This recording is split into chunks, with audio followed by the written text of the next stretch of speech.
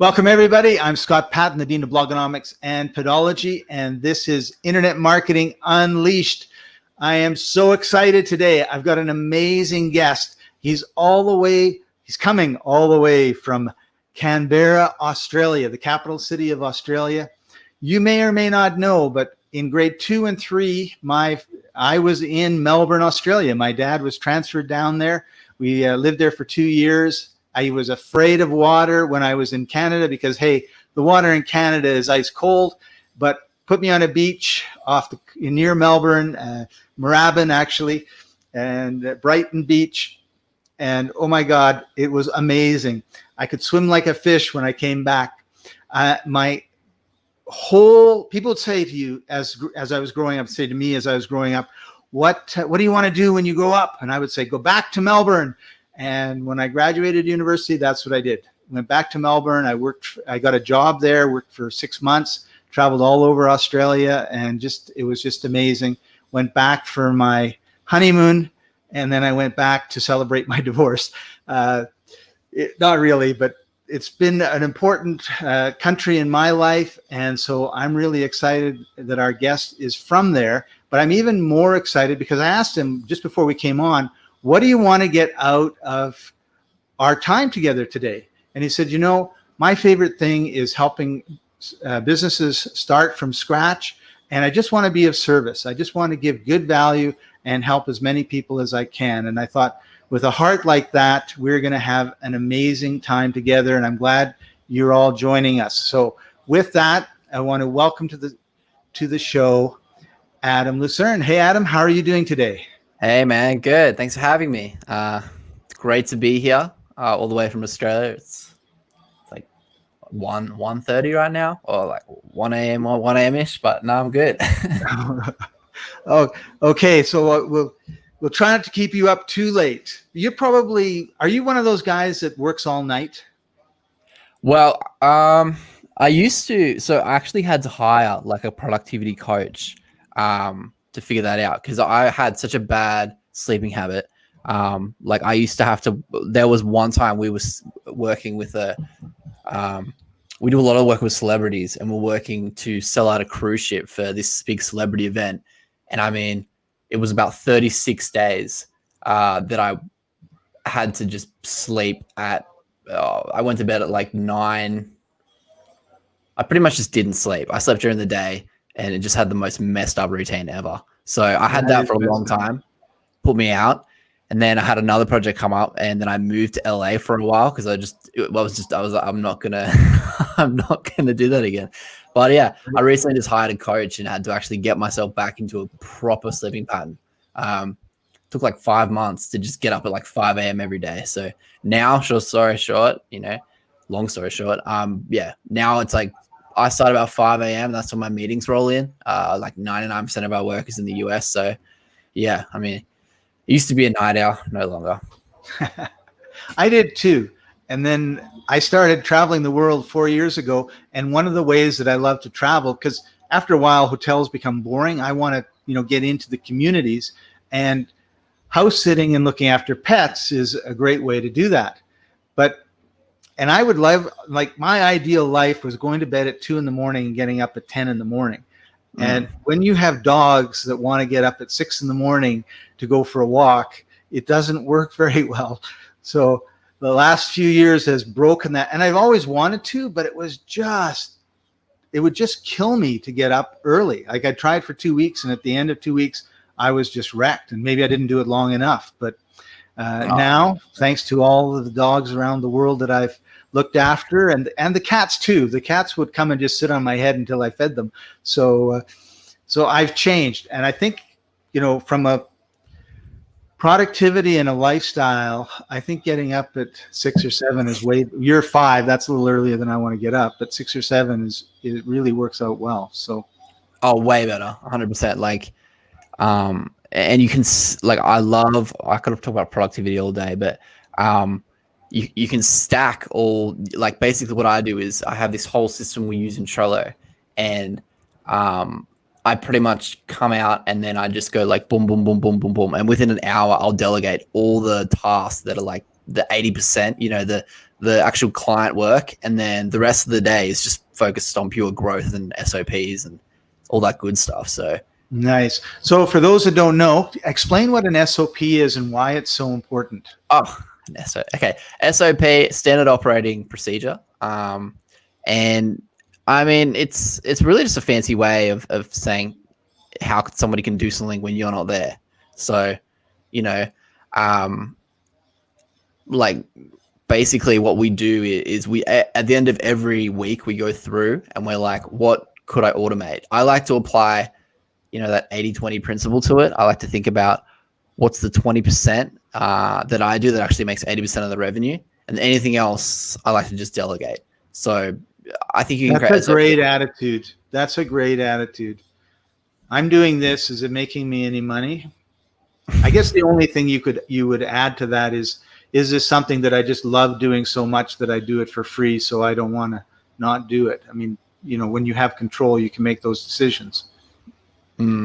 Yeah, no, I would say that's a definite, like, I think that's a big thing of entrepreneurship as well. On marketing is when I first started, I loved it so much that I would just do stuff almost for free, and I learned a lot out of it. But you just got so tired. So it's like I think that's like a whole nother subject as well, is figuring out how to actually like charge for something that you love doing so much, because you almost feel bad charging for it. But I mean, like, otherwise you can't survive. But yeah, I mean, that's a really good point, Adam. I think a lot of entrepreneurs don't know the value of what they do, and I think also the value of what you do depends on your clients, right? Like if you get a client like Rolls-Royce, and you get a client who's an author who is just halfway through writing his book and barely making ends meet, then the expectations of what you're going to be charged from the client's perspective is hugely different, right? And I'm taking two huge extremes, but if you thought that your value was, let's just say $3,000 for whatever the job was, and you went to Rolls-Royce, they would laugh at you. It doesn't matter what the job is. They're not paying $3,000. They're $30,000 or $300,000, right? No, absolutely. That's definitely a big thing. And what's crazy is like, the difference, you can give something away for free and you give that same thing away and charge people for it. And the people that would actually bought it would actually action it out. Whereas the people that got it for free, they don't really truly value it. And that's something I realized, some stuff, like in terms of like, things we're doing, like we purely just wanted a commitment from somebody so that we knew it'd work for them. Right. But yeah, no. So there's a difference between testing something out and then once you know that it works, charging, right? Like when I first started, I couldn't make a website to save my life. So what I did is I went to 3 people that I knew in businesses that didn't have a website. And I said, can I build a website for you for free? Just give me a testimonial. And it gave me something that was like real that I could work on. And when I was done, I could show it to other clients and sell them the sites. And it just, for me, it just short circuited the whole find a client, make a site so you can show other clients. Let me just make a bunch, because otherwise, everyone's going to be saying, well, show me a site. So and then just blew up after that. So I don't mind giving away something free in the beginning to prove the concept, because I'm putting my neck on the line, so to speak, to say, yeah, I know this is really going to work. And then if it does, we'll talk about the next step, but that might not be the best strategy today. Yeah. I mean, I guess the big kind of boom, well, not really boom, but like, everybody's doing a social media marketing agency these days with like small businesses. And it's all about like lead gen for real estate agents. And I think it's definitely switched to where it's a lot of it's on a performance-based model. So, right. You can go out and you can confidently, I guess it's the thing, you need to be able to confidently go out and you can charge per lead basis. So I know a lot of people, like when they started, they would basically just be like, hey, cover my ad spend, anything I bring in, you pay me for. And that's what I know a lot of people are doing, but it has definitely become very saturated at the moment, particularly just with the whole like lead gen for small business thing. But I know that's what a lot of people are doing that works quite well. So one of the things that you brought up was the 80-20 rule. And what I'd love to do now is show people your site and just kind of tell us a little bit about what your agency actually does. Yeah, sure. So what we do is we're a team of media buyers, and we build systems to be able to scale businesses. So what's really cool is, we've done some pretty cool stuff, and we've made, people a lot of money. And what's crazy is we did it all by, building systems, and we leverage this thing called Pdox, which is actually the document I sent you. And it's just this idea of really, let's talk about like e-commerce. Let me interrupt you for just a second. In the comments is a link to both his website and to the Pdox, unless you're on Periscope. I don't know if it's on Periscope, but if you can't find it or whatever, leave a comment, even if we're no longer live. Oh, and which reminds me, by the way, make sure that you leave questions in the comment section for Adam or myself, and we'll answer them live as they come in. So we've got the Pdox system. Sorry about that, Adam. I just want people to know that they could actually follow along. Yeah. So I think a big thing is, like we've done some really big campaigns, and we've done a lot of stuff for different companies. And what's crazy is I don't think I've ever paid more than like a few $100s for a video. And I think in this day and age, so like there's really 3 levers you can pull when trying to compete on Facebook advertising or any kind of online advertising. One, you can spend more than your competitor, and you really have to know your numbers like really well. So you can, like if you know your average order value, your lifetime value, you can spend more than the competitor confidently, and that person's going to come back. Not a lot of people can do that unless you're like a big brand. So the second one is a lot of people, everyone says like everything is about creative on Facebook and things like that. So you can spend more on the ads themselves. So like actually creating more high production ads and things like that. Right. But the third one, and what we have, is you can understand the customer better than anybody else. So we developed this thing called Pdox, where what we would do is we would train virtual assistants to learn copywriting through a very systematic step-by-step way. And in about 3 months, we took, virtual assistants that had never written an ad before, writing some of our highest converting ads. Nice. It was all about identifying the angle, and it was a mixture of research and then analyzing that every ad on the face of the planet has the same structure. There's 3 things that you really need to understand how to reverse engineer an ad. It's just one, which is Pdox, which is just a terminology for problem, desire, obstacle, common beliefs, and steroids. It explains what that means in the actual document, but like a steroid, for an example, is like a traffic driver. So like a steroid of sales is like Wolf of Wall Street or something like that. So that's everything you need to create a successful ad. And then it's understanding the sophistication level. So I'm not sure if you've ever read Great Leads by a guy called Michael Masterson, but it's based on... I've read some of his books, but not that one. Oh, it's amazing. I think the biggest thing in marketing, and this is huge actually, is understanding the sophistication level of the customer. Because that was the biggest thing that I taught virtual assistants, like people that never understood how to write copy before, for them to write ads that would absolutely crush it, was understand the sophistication level. Because everything is all about that first bit, which is your lead. Right. And 6 types of leads that you can choose. And so the book was Great Leads by Michael Masterton. Masterson, yeah, I hope that's right. Yeah, Masterson, yeah. Okay. Awesome. So there's 6 types, you were saying? Yeah. So I mean, like there's a spectrum. So I think everybody who's watched this podcast has probably read Eugene Short's Breakthrough Advertising, right? Yeah. Yeah. So he talks. Yeah, it's amazing. So he talks about like the sophistication level of a customer, and what Great Leads does is it breaks that down into how you can choose what type of lead your ad should have based on the sophistication level. And what's interesting is like, so let's say somebody's like highly sophisticated. So like they understand the brand, they understand the problem, they're ready to buy. You just put an offer lead in front of them. Doesn't have to be anything more than that. But if they have like, you know, they're aware of the problem, aware of the solution, you can use what's called, you know, the problem solution lead. And then at the very end of the scale, if they're just completely unaware, you need to use a story lead.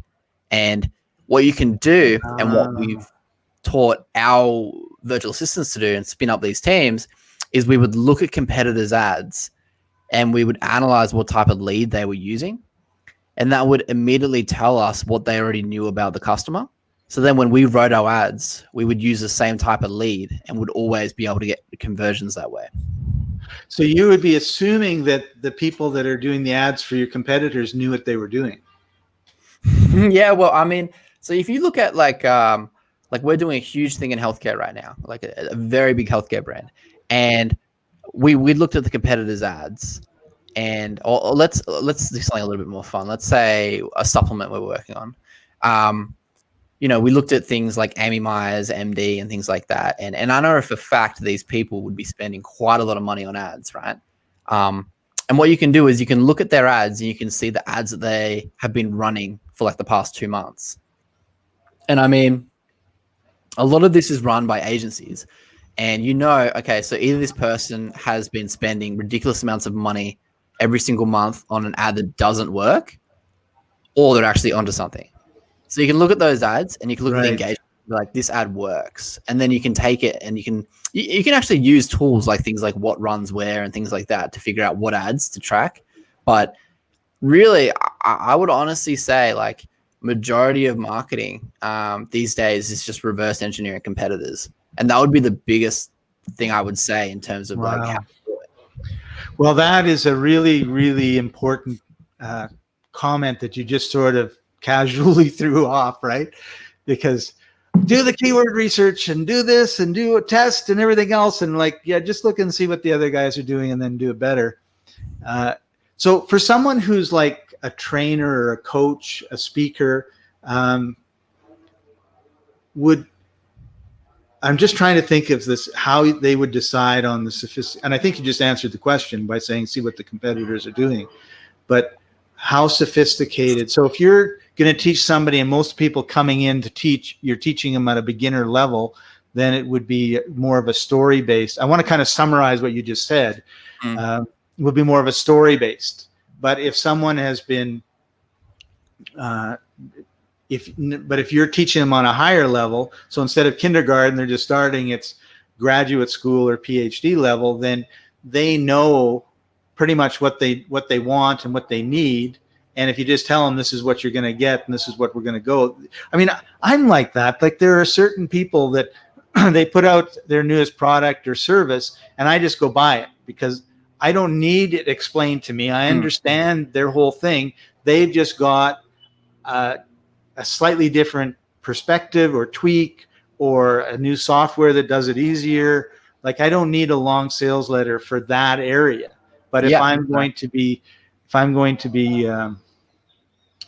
let's say I can't date and I want to be, more a Don Juan than I am, then I'm going to need the whole story and the whole long sales letter because you've got to take me from, I don't think I can go on a date to, well, maybe I could if I took this guy's program. Exactly. Yeah, that's exactly it. And I think what's really cool is like, okay, let's say you are a coach, for an example. You just list 5 of your biggest competitors and you look them up on Facebook and you just scroll down. And I mean, it actually shows you how to do that in the document I sent. So you just scroll down and you just click page transparency and you can see all the ads they're running. And then you just look at an ad they've been running for the longest time. And then boom, you can see what's working for them. And then you just 80-20 it. You just change the lead based on so what we do is once you understand that, we call it like 80-20 in the copy.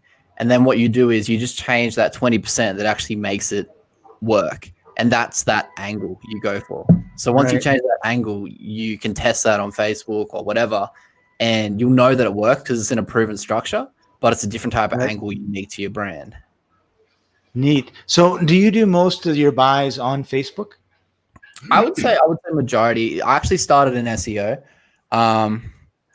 So I started. It's funny. Like so the first company I ever started, it was like a music tech company, and you know, I started it with like nothing. Like all I had was I just looked at my competitors, what they were doing. It's called a content gap analysis, and it's just a fancy way of saying looking at what they were ranking for and the keywords that I wasn't ranking for. And I found, probably like 4, maybe 6 really like long-term keywords I knew that people would be looking for. And I just did the exact same thing on my website. I didn't even have money for like links and stuff. I was 21 at the time, and I was still like a uni student. But I just did like a silo. I'm not sure if you know, like I just did basically like a page structure to make it so it would work. Ranked that, and then from there, we scaled that so fast, and we had so many leads coming in. And that was when my love for actually kind of bootstrapping things started, because I was like, wow, we just made something from nothing. That was awesome. Like we just did cold email and SEO. That is great. Yeah, and then I was like, let's do it quicker. And I was like, how do we do it quicker? And that's when I discovered Facebook ads. And I think Facebook, especially now, Facebook is just so smart with the algorithm. It's like, you don't need like customer avatars and stuff anymore. You just have to identify people's pain points, and it will find the person that's going for the exact sub pain point that you're talking about. The specific thing you're talking about, they'll find those people. So I would say Facebook is the main thing. I always recommend that somebody gets messaging working on Facebook first before they delve into other platforms, because a lot of people are like, oh, well, maybe I should go to Google Ads because my customers are there. But the thing is, if you can get it working on a very cold audience, you know that your offer's a winner, and then you can move that onto other platforms. So I always do start with Facebook and then move to other platforms from there. Very cool. Very cool. Wow. It's fascinating talking to you about all of this, because it's areas that I'm really working in and interested in and everything else. And I'm just going to finish going through your site, see if there's anything that stands out. Yeah, American sports cars in Europe. There must be a story there. Oh, yeah. That was when we started. So basically, we created a customer acquisition campaign to sell sports cars in some like the biggest places in Europe. That was pretty fun. It was interesting actually, because it was a lead gen campaign, but we we saw there was a certain amount of touch points needed to actually convert somebody. And there was a 3-month buying cycle. And we saw that like the people only had, like in the research we found that people only had like 3 brands that they would choose from. So that was a great example of like switching up based on the lead. Like everyone was just using like an offer lead, because like, car companies, they'll just use like an offer lead because they know everybody knows who they are and things like that. So when we came in and used a bit more of a different lead, like with like a story lead and things like that, that's how that worked really well. Oh, cool. So I'm curious, because I work with a lot of real estate investors who want to train other real estate investors. So, and I don't know if you know anything at all. Wow, it's just like a group of people that want to buy and sell houses. And in my mind, I'm wondering, is a story lead, would that be the lead to use, or would it be more of it wouldn't be a steroid lead? Because they all struggle with getting people to come to their events to learn what they do, even though they're making millions of dollars doing it.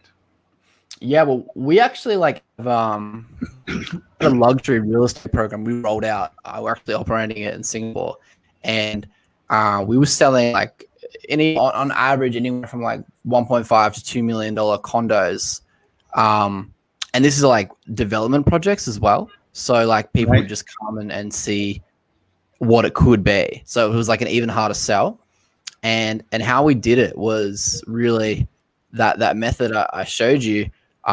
We identified one kind of cognitive bias that somebody would have, when choosing a home. So we found that was something. Well, in Singapore, it was close to the MRT. Like we said, hey, it's close to the MRT, and straight away, like our cost per acquisition, or our cost per lead rather, completely went down. And that would be the biggest thing I'd recommend is you look at your competitors to see what type of leads they're using, and then you do the research. And in that document I sent you is an actual research document of how we do it. Like we get a spreadsheet out and we go through Reddit forums. We go through, it's like a step-by-step thing of everything to go through to be able to find the deepest desires of your competitors. And what's really cool is you can just, there's a button you can click on there and you can just download a worksheet so that you can train a virtual assistant to do that for you. And that's 80% of your copywriting will be handled. So nice. And I'm just quickly scrolling through the Pdox. So Pdox is not like public documents. It's actually, can you tell us again what it stands for? Yeah, so it just stands for problems, desires, obstacles, common beliefs, and steroids. It's just everything you would need to know. I guess the best way to say it would be like, it's almost like the gold you find in the dirt. And then using that acronym though, we were able to just train people up. Like we would just be able to tell any group of people, just be like, go find me Pdox, and they'll just look through YouTube comments or like competitor ads, like anything, and they'll just find Pdox. And then you just take them, and then you just find one angle that works, and then you can just replicate that. Like one angle is really all you need. A lot of people, they don't go deep enough into that angle. Like you might find, we were doing a large scale mortgage project, and the biggest thing we found was like self-employed people that couldn't get approved for a loan because they don't have credit. Well, there's a score. tax. So their taxable income looked way lower than what they actually earn.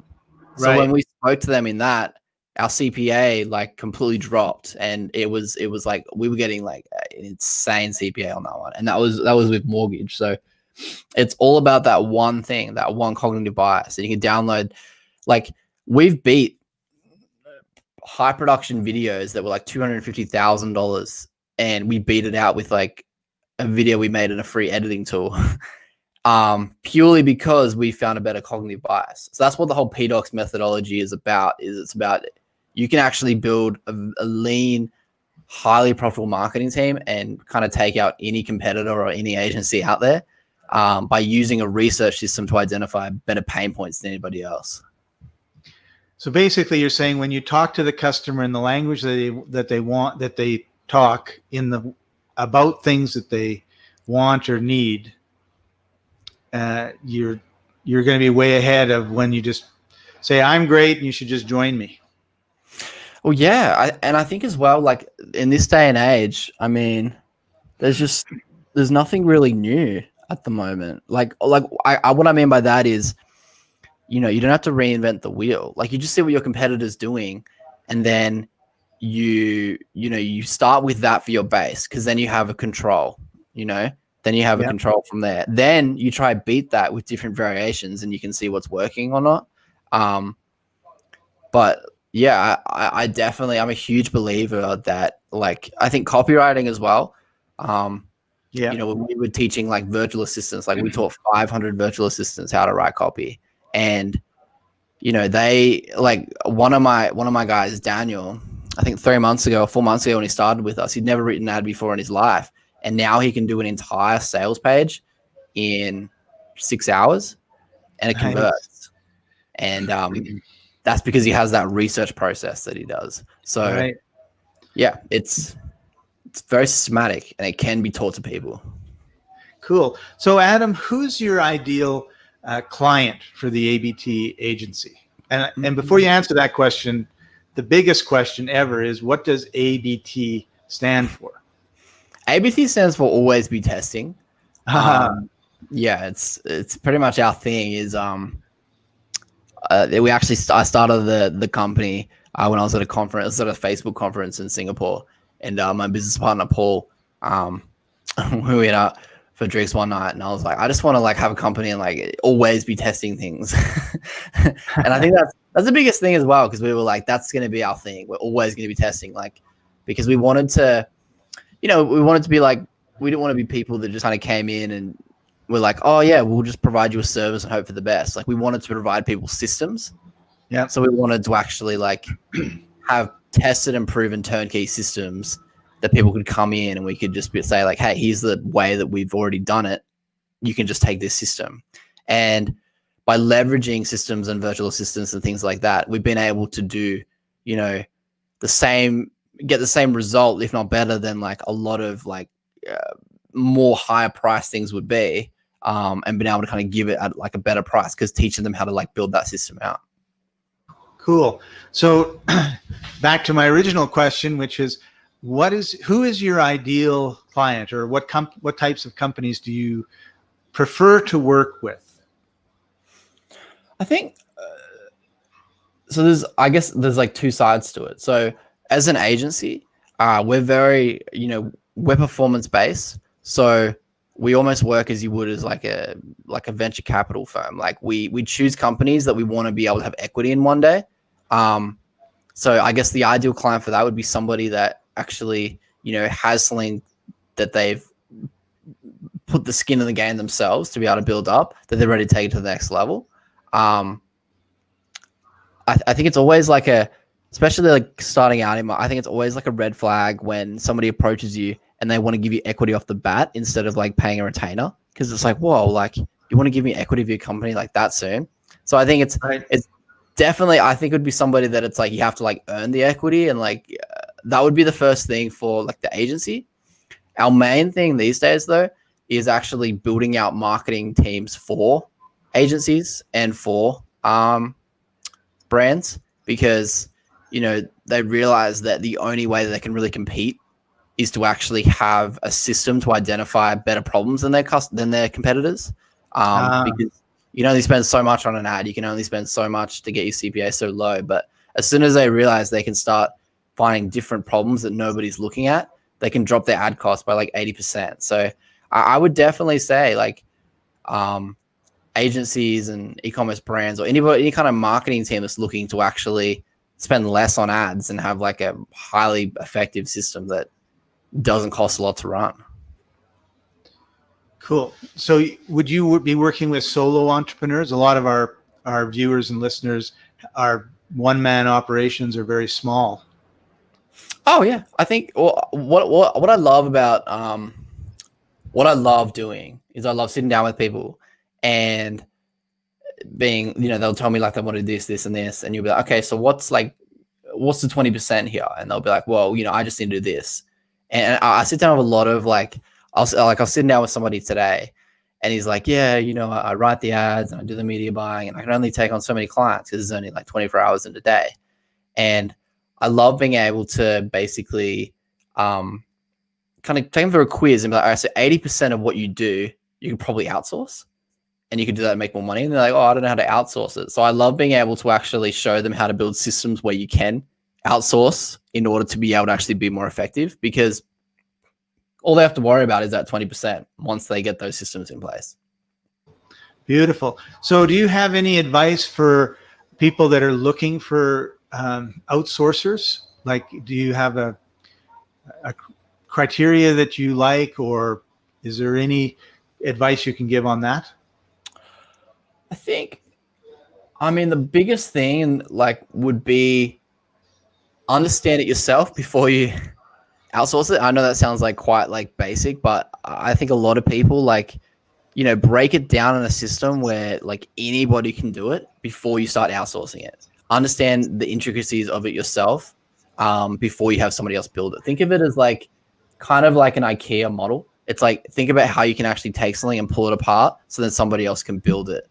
But next thing would definitely be the biggest one is think about the Zone of Genius by Gay Hendricks. I'm not sure if you read that book, but The Big Leap, because that's a big thing as well, is keeping someone in their zone of genius. So like there's different types of, virtual assistants, different types of people. So like there's copywriters, or there's media buyers, or there's, one virtual assistant that's really good at making logos. Just keep them in that zone, because they'll become the best at it, and you'll have an assembly line. Like, don't try to have somebody that does everything. Oh, right. Just like we shouldn't be doing everything. We shouldn't have our VAs trying to do everything.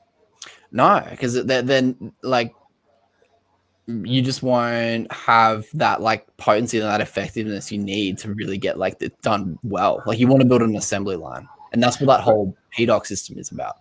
Right. So if you have a virtual assistant who does copywriting and you have another one that does loan processing, or you have two jobs, you don't want the same person doing both those jobs, because they're not going to be able to spend the time to really get deep into them and learn it and practice it to the degree where they become really proficient, because they're two totally different, unrelated tasks. Yeah, well, it's like, so so we have copywriting VAs, and then we have research VAs. So like usually like in copywriting, right, like 80% of it will honestly be research. Once you have all the elements in front of you, you can actually bang out a sales page quite quickly, once you have everything you need. So what we do is we train research teams to be able to collect all the elements and then just hand it to the copywriter. And then that VA just spends time smashing out sales pages, and they become really good at it because all they do. And then the other guys, they become really good at research. So it's about like leveraging each person's strengths so the other person can do the other job more effectively.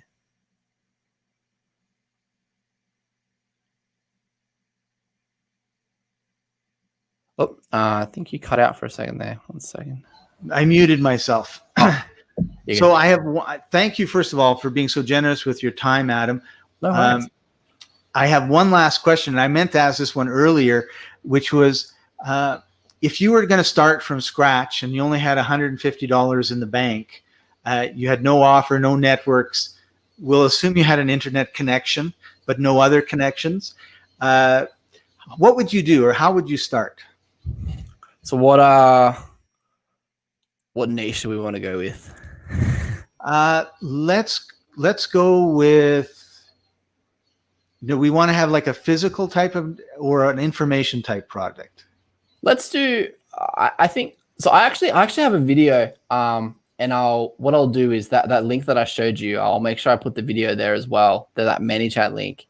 And basically what we did was we had an exercise where, because people were like, oh, you can't scale like any business, like my business, you can only, like I do this, and like, right, you can't outsource that. So like we did this exercise where we would think about the most outrageous business. So we were like, all right, let's take somebody who's a dog walker who charges $25 an hour. Right. Yeah. How would you scale them to $300,000? How do you scale that? Right. Yeah. Like, how would you scale to $300,000 a month? And we broke it down in like a whole 30-minute video. And I had somebody hit me up, and they're like, why did you give that away for free? Like, I've paid coaches so much money, and no one's ever like revealed that. Because it comes down to, I mean, I'll make sure I share that video so you have it. It should be at that one of those that ManyChat link. I'll make sure it's there. The ManyChat link is in the comments. You should be able to click it in the comments and go directly to it, rather than trying to figure all the numbers out. But yeah, it's the first thing I look at is a lot of people spend all this time on like customer avatars and things like that. And what I focus on is just TMS, which stands for time, money, sophistication. So I draw it out almost like a Venn diagram. And I think, okay, so I want to go for people that have sophistication of the problem. They have money, but they don't have time to do it. So I want to offer a done for you solution and have it like high ticket. And then I think, okay, and then after that, I want to give people that have no sophistication about the problem. They have time and they have money. So they're going to do it done with you. So that's when I'll be able to walk them through it. Then after that, I'm going to be like, okay, so there's people that are going to have no money. They're going to have sophistication level, and they're going to have time. So that's going to be a do it yourself. So what you do is you put together a value ladder based on that. You start off, if you have like nothing, what I would do is I would start off with just identifying a very difficult problem that people are going through, a very like expensive problem. And you can do that simply by just thinking about like the 4 biggest things that somebody would have, like that gap. You just think about the biggest problem, think about where they want to be, and just think like, can I actually solve that? There's a few more things you can actually go into, and I'll make sure I share that video. But from there, once I pull that out, I would just think like, okay, so I would look at what competitors are doing. The next thing I would do is I would actually, I mean, if you only have like $150, I would jump straight to cold email. I would literally just go through, just find a bunch of different emails, and then I would just put together an offer that I knew would work based on that TMS. And I'd focus on something very specific. I would use like, kind of like the SMART rule, focus on like very specific, measurable, attainable, relatable, time-based. And I would make sure I have some kind of unique time frame. So a lot of people go out and they say like, oh, it costs this much per month, but I'll make sure I have some kind of firm guarantee where it's like in 8 weeks, you go from here to here, and I guarantee that it'll work. So I'd make sure that I'm having something where it's like the deliverable is something that I can commit to actually getting. So once I built that offer, that would be everything. Once you build that offer, everything else kind of falls into place. So I think the biggest thing would be building out something that's made for people. First of all, that is a done for you solution. I would get my first kind of 3 clients on that. Then from there, I would extract my done with you, which would just be the processes of what I use to actually do that with the people for the done for you. And I'd offer that as like a group coaching thing. Then once I had a bit more money, I would start investing in ads, and I would create a do it yourself. And I would run ads to the do it yourself so that anybody that bought that would then get upsold to a high ticket program. And then now I have all my ads paid for. And it's called a self-liquidating offer. I think you're on mute again. Awesome. That's a brilliant plan, Adam. Thank you for sharing. No worries, it. Man. I'll make sure I post that video because if somebody's starting out, it really will help them out. And I think, one of the things too is those of us that have been doing this sort of work for a long time, or we've got our business and we do a lot of the marketing in our business. It's so beneficial, to get reviews. So if there's something that you said that I'd heard before, I'm probably still not doing it and I need to hear it again. So no, I really need to do that. And also I could know a lot about copywriting, and you just gave 2 or 3 nuggets that I don't think a lot of the copywriting teachers talk about. And that makes a huge difference. So whether you're just starting out or you've been doing a lot of this type of work for a long time, listening to you today has been, like for me, has been really, really beneficial. I want to thank you for that. Oh, thank you, man. I appreciate that. I honestly, that doc that I sent, anybody can go through that, understand it, and then have a virtual assistant do the research parts, and you can have a copywriting business overnight. Because it's, I think a lot of people treat copywriting as like this magic skill, when really it's a system, and it can be broken up. It can be repeated. It can be outsourced. You can build a highly successful copywriting agency. Just off that, just looking at understanding research and building those teams. And if you don't know where the doc is, I believe that's the bit.ly link to take you to it. Great. Well, Adam, we've come to the end of our time together. I want to thank you for being generous with your information and also with your time. And is there any one last piece of advice you want to give to people trying to take their business to the next level? Yes, actually, it's something I heard today, and it's like anything worth doing is worth doing poorly. And I know that sounds like pretty crazy because I didn't know what that meant, but it basically just means don't try and make everything perfect before you do it. Right. Just the fact that I have a thing that's called always be testing. Like I've always kind of just gone out there and just trial and error it. Like, you have as many shots as you want. So it's like, so many people get caught up in analysis paralysis, what domain, what logo. Don't worry about any of that. Just focus on building out a good offer, and then focus on getting clients, and just do it. Just do anything. Like buy the domain, just do something so that you actually just doing it 10% is better than not doing it all. Right. And this show is an example of what you just said, because if you look up here, you see Internet Marketing Unleashed. But if you looked at last week's show, it was down here. And what I discovered is when it's down here and I want to put your name up, it covers the name of the show and it looks kind of not very nice.